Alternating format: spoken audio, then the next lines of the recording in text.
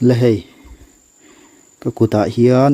thil tui mak deuh mai ka kenga kala hmu ngai mi lo lai king tui hmu thin an hian dang riu mai lai king tui vel chu ni mel chu kan ti ma se hei ko hi chang mi lo mo adu vek tai la hei thlak po ni la a sop leuh leuh theiang mo sop leuh leuh thei ta hin tui nge niang a hria khan an sei te u le